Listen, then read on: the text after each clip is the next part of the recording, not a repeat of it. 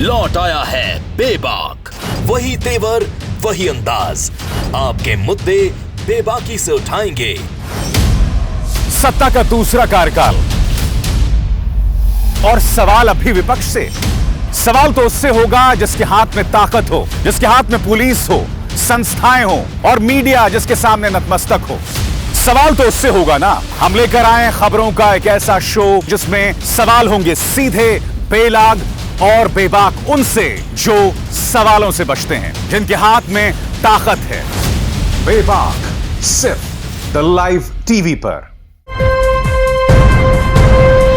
Live TV, सच सबसे आगे।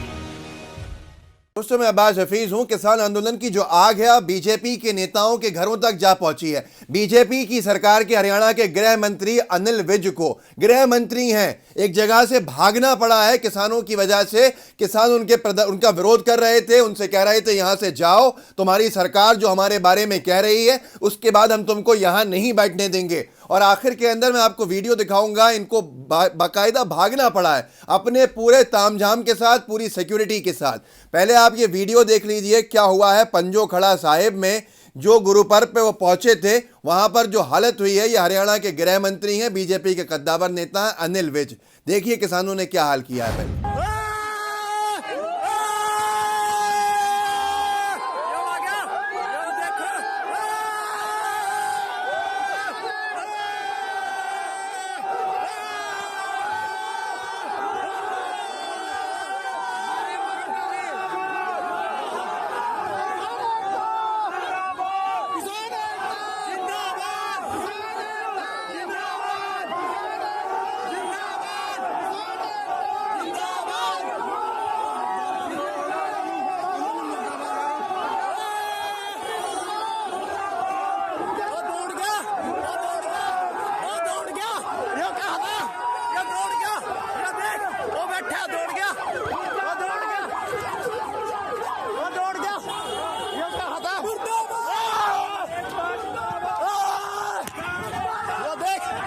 दौड़ गया।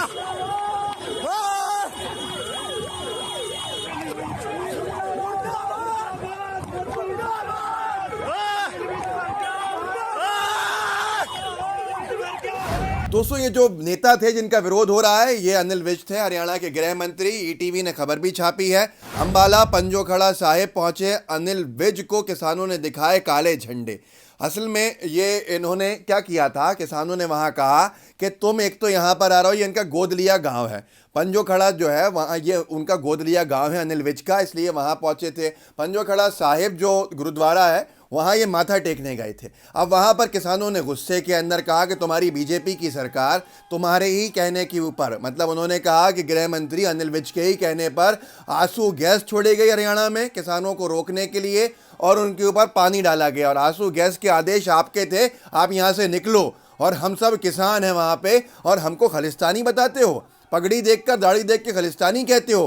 किसानों ने वो उनका हाल किया कि एक ना सुनी, एक जो सुन लेते आखिर में भागना पड़ा। गाड़ियां आपने देखी ही थी, कैसे गाड़ियां भागी थी। और ये वो क्षेत्र था जो माननीय मंत्री जी का, भाजपा के कद्दावर नेता जी का, ये क्षेत्रीय गोद लिया हुआ गांव था अंबाला का। अंबाला में पंजोखड़ा जहां पंजोखड़ा साहिब है, बहुत हमारे सिख भाइयों का बड़ा गुरुद्वारा है वहाँ पर, वहाँ ये पहुँच गए। मतलब इनकी हिम्मत भी कैसे हुई, मुझे तो हैरत होती है। थोड़ा सा पढ़ के सुना देता हूँ, फिर गोदी मीडिया का दिखाऊंगा आपको कि गोदी मीडिया का क्या हश्र हो रहा है। किसानों के सामने एक न चल पा रही है गोदी मीडिया की, और कैसे एक बड़ी गोदी मीडिया के संस्था के पत्रकार को इस पूरे गुस्से को झेलना पड़ा। पहले ये अनिल विज का सुन लीजिए, ईटीवी ने जो लिखा है। दरअसल गुरु पर्व के मौके पर अनिल विज अपने गोद लिए गांव के गुरुद्वारा श्री पंजोखड़ा साहिब में माथा टेकने पहुंचे थे। इस दौरान वहां मौजूद किसानों ने विज को काले झंडे दिखाकर सरकार के खिलाफ नारेबाजी करनी शुरू कर दी। विरोध प्रदर्शन के दौरान किसान कृषि कानून को वापस लेने की मांग करने लगे और सरकार को किसान विरोधी बताया। इसी में उन्होंने आगे ये भी लिखा है इन्होंने कि किसानों ने कहा कि तुम हमसे खालिस्तानी बोल रहे हो, तुम हमको देशद्रोही कहते हो, आ मत जाना हमारे गाँव में, निकलो बाहर यहाँ से। आप सोच सकते हैं कि आज किसान जो है, ना तो भाजपा सरकार से डर रहा है और ना भाजपा की प्रदेश की सरकार के गृह मंत्री की सुन रहा है। आप सोच सकते हैं गृह मंत्री किसी भी राज्य का कितना ताकतवर होता है।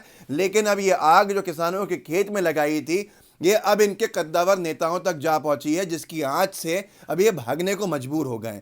ये न्यूज़ 18 ने भी लिखा, हरियाणा के गृह मंत्री अनिल विज को झेलना पड़ा विरोध, किसानों ने दिखाए काले झंडे। और ये सारी इन्होंने भी आगे वही सारी चीज़ें लिखी हैं। अब मैं आपको गोदी मीडिया का दिखाता हूं। अनिल विज तो अनिल विज, गोदी मीडिया की एक नहीं सुन रहे हैं किसानों ने आज कल शाम में जब गोदी मीडिया अपनी पत्रकारिता करने पहुंचे तो अपना पूरा गुस्सा उनके ऊपर निकाला, क्योंकि उनके चैनल में सुधीर चौधरी साहब हैं। सुधीर चौधरी साहब का नाम लेकर उस किसान ने कहा कि वो क्या दिखाता है वहाँ पर, यहाँ आके रिपोर्टिंग करे। एक व्यक्ति को सिर्फ पकड़ लिया और एक व्यक्ति के ऊपर पूरा का पूरा ये बता दिया कि ये इतने 4 लाख किसानों का प्रतिनिधि है, झूठ बोल रहा हो, बदनाम कर रहा हो, खालिस्तानी बोल रहा हो। तुमने कभी देखा है कि कैसे मंडी में गल्ला बिकता है, कैसे गेहूं बेचा जाता है? पता कुछ है नहीं। पहले ये वीडियो देख लीजिए। गोदी मीडिया की फजीहत का लगातार चौथा दिन है और चौथे दिन में शिकार जी न्यूज़ हुआ है। देखिए, अरे सुधीर चौधरी को क्या कह रहा था, आतंकवादी बता रहा था हमें, वो हम आतंकवादी हैं, यहाँ रिपोर्टिंग करें आके। जरूरत नहीं है यहाँ से आने की, आपको यहाँ पे आने की जरूरत नहीं। सुधीर चौधरी मुर्दाबाद। सी न्यूज बताता है सुधीर चौधरी, और कहता है आतंकवादी है, वहाँ से किसान नहीं है, खालिस्तान बोलते हैं। कांग्रेस वालों ने बरगला रखा, तू बरगला ले मुझे आके, अगर तू बरगला देना मुझे तेरे टांग नीचे भी कर दूंगा, मैं भी जाट हूँ, वो भी जाट है। चूतिया बना रहा है हमारा आंदोलन तोड़ रहा है।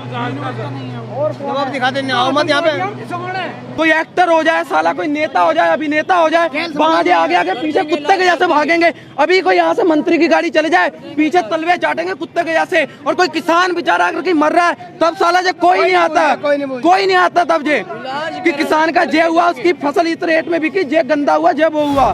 दोस्तों, देखा आपने किस तरह से ये एक बड़ा सारा वीडियो था जिसके छोटे छोटे अंशभाग आपको दिखाए मैंने, जिसमें आपको साफ समझ में आया होगा कि कैसे गोदी मीडिया को लेकर कितना गुस्सा है किसानों में।